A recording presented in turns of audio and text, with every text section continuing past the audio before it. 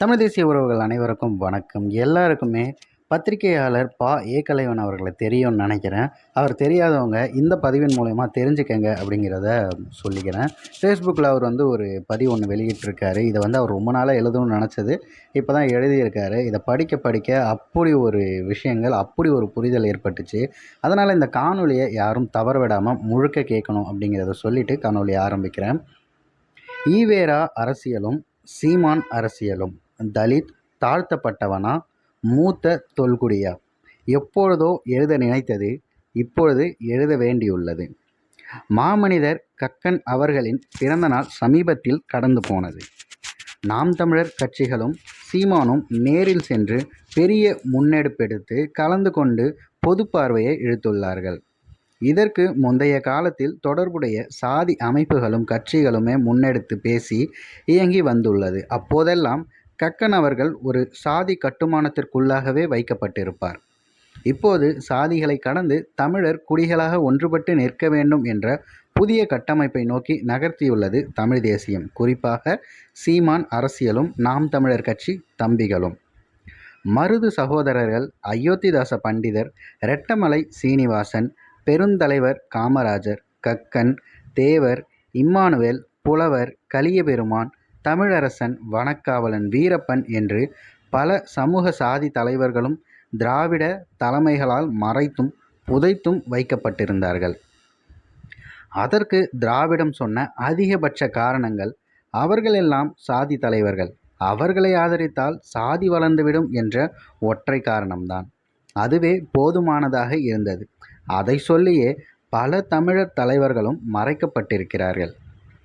EV Ramasamy நாயக்கரை பொது தலைவராக நிறுத்தி பெரியாராக மாற்றி அனைத்து நோயுக்குமான சர்வரோக நிவாரணி லேகியமாக அவர்கள் முன்னெடுத்துள்ளார்கள். இப்படியானவர்களின் அதிகபட்ச முற்போக்கு என்பதே தமிழர் தலைவர்களை அடையாளமின்றி போக செய்ததும் தான். இங்கே பெரியார் மீது தனிப்பட்ட பகையுணர்வோ காழ்ப்புணர்ச்சியோ நாம் முன்வைக்கவில்லை. அவரும் செய்தார். பின் வந்த திராவிட அரசியல் தலைமைகள் அதை சொல்லியே மற்ற தலைவர்களை பின்னுக்கு தள்ளியது என்ற கருத்தில் இங்கே பெரியார் பெயரை முன்வைக்கிறேன், அவ்வளவே.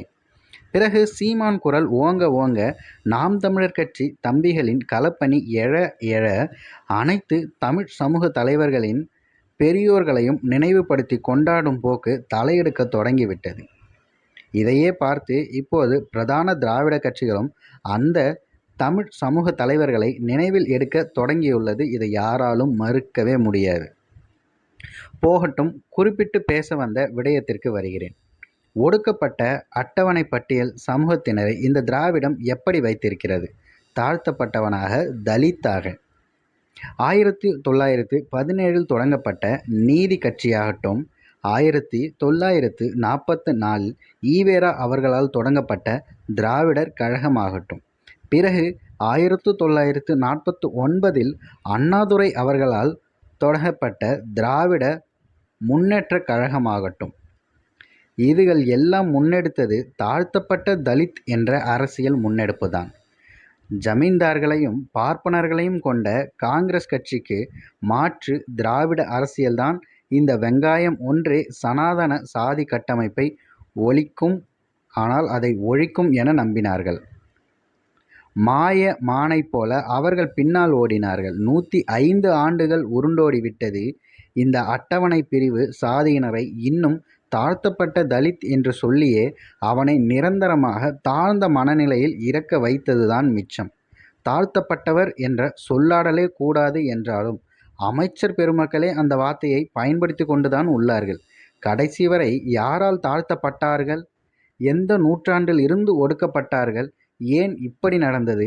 அதற்கு முன்பாக அந்த தொல்குடி தமிழர்கள் என்னவாக இருந்தார்கள் என்ற அரசியல் எல்லாம் இந்த திராவிட கட்சி தலைமைகள், முற்போக்குகள் ஒருபோதும் பேசியதில்லை. அந்த மர்மம்தான் இன்னும் நமக்கும் புரியவில்லை. இங்கேதான் சீமானின் குரல் உயர்ந்து ஓங்கியது. அவர்கள் தாழ்த்தப்பட்டவர்களோ தலித்களோ அல்ல. இந்த மண்ணின் பூர்வ குடிகள், தொல்குடிகள், ஆதி தமிழர்கள். அவன்தான் மூத்தோன். அவனில் இருந்துதான் எல்லா குடியும் பிரிந்தது. எல்லா தமிழ் சாதிகளையும் போல அவர்களும் இருந்தார்கள். அவர்கள்தான் கல்வியில் வான சாஸ்திரங்களில் மெய்யியலில் முன்னவனாக இருந்தான் என்ற திராவிடத்தால் மறைக்கப்பட்ட அரசியலை முன்னெடுத்தார். திராவிடத்தால் வீழ்ந்தோம் என்ற நூலின் மூலம் அதிர்வலையை ஏற்படுத்தி அறிஞர் குணா அவர்கள், ஐயா பெ. மணியரசன் அவர்கள், இப்போது தக்கார் மாசு விக்டர் ஐயா அவர்களும் என பலரும் இதை நிறுவியபடி உள்ளார்கள். எல்லா தமிழ் குடிகளும் இருந்தது ஒன்றோடு ஒன்று உறவாடி கொண்டுதான் வளர்ந்தது. ஏற்றத்தாழ்வுகள் அற்ற சமூகமாகத்தான் தமிழர்கள் வாழ்ந்தோம். ஆரியம் புகுந்தது ஏற்றத்தாழ்வுகளை வளர்த்தது, திராவிடம் புகுந்தது ஏற்றத்தாழ்வுகளை காத்தது. இதுதான் வரலாறு என்று இன்றைய இளைய தலைமுறைக்கு புரிய வைத்தது சீமானின் அரசியல் முன்னெடுப்புத்தான். அவரும் கூட நம்மை போல் திராவிட மாயையில் மூழ்கி பயணித்தவர்தான். எல்லோரும் போல அவருக்கும் 2009 மே இன அழிப்பு காலம் ஒரு வெளிச்சத்தை பாய்ச்சியது. அந்த வெளிச்சக்கீற்றை இன்று லட்சக்கணக்கான இளைஞர்கள் மத்தியில் பெருந்தீயாய் மூண்டியிருக்கிறார் சீமான். சாதிகளை ஒழிக்க முடியாது, ஆனால் யாரும் யாருக்கும் தாழ்ந்தவன் அல்ல, உயர்ந்தவனும் அல்ல என்ற அரசியலை இந்த திராவிட கட்சிகள் முன்னெடுத்திருந்தால் ஒரு 50 ஆண்டு காலத்திலே எல்லோரும் சமம் என்ற மனமாற்றத்தை கொண்டு வந்திருக்கலாம். குறைந்தபட்சம் தொல்குடி தமிழர்கள் மீது வலிய திணிக்கப்பட்ட தாழ்வு தாழ்த்தப்பட்ட என்ற மனப்பான்மையாவது மாற்றியிருக்கலாம். ஆனால் அப்படி ஒருபோதும் செய்யவில்லை. அவனிடமே சென்று, நீ தாழ்த்தப்பட்டவன் தலித், நீ தாழ்த்தப்பட்டவன் தலித், உங்களை உயர்த்திவிடதான் திராவிடம் வந்திருக்கிறது என்ற மன அழுத்த தாக்குதலையே நடத்தி வருகின்றனர்.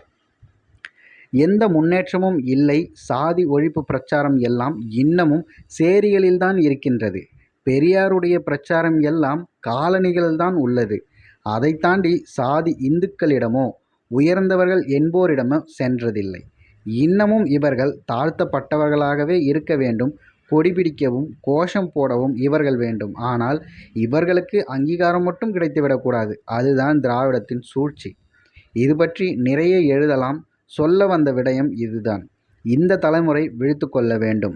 உங்களை தாழ்த்தப்பட்ட தலித்தாகவோ வைத்திருக்கப் போகும் திராவிடத்தின் பக்கம் நிற்கப் போகிறீர்களா, அல்லது நீதான் மூத்தோன், தொல்குடி, ஆதி தமிழன் என முன்னெடுக்கும் சீமான் நாம் தமிழர் பக்கம், அதாவது தமிழ் தேசியத்தின் பக்கம் நிற்கப் போகிறீர்களா?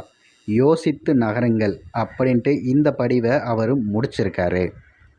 பதிவு சற்று பெருசாக இருக்க மாதிரி பலருக்கும் தோண வாய்ப்பு இருக்குது. ஏன்னா முழுக்க முழுக்க ஒரு பேச்சாளராக இதை கேட்கும்போது நிச்சயம் ஒரு சில சோர்வு, மனத்தோய்வு ஏற்பட வாய்ப்பு இருக்குது. ஆனால் இதில் இருக்க இந்த கருத்தை நீங்கள் சிந்திக்கும்போது நிச்சயமாக எந்த ஒரு இடத்துலையும் இதை தவிர்த்து விட்டு போக தோணாது. முடிந்தவரை இளைய தலைமுறைகளுக்கு இந்த செய்தியை கடத்துங்கள். நாம் தமிழர் கட்சி வளருதோ இல்லையோ, தமிழ் தேசியம் அப்படிங்கிற அந்த கொள்கை எல்லாருக்குள்ளேயும் போகும்போது அடுத்து உருவாகும் அத்தனை கட்சியும் தமிழ் தேசியத்தை முன்னெடுத்த கட்சிகளாகத்தான் இருக்குமே தவிர திராவிடம் என்ற அந்த பொய் மாய பிம்பல் யாரும் விழமாட்டாங்க அப்படின்னு சொல்லி நான் நம்புகிறேன். இலக்கு ஒன்றுதான், நம் இனத்தின் விடுதலை. இனம் ஒன்றாவோம், இலக்கை வென்றாவோம். நாம் தமிழர்.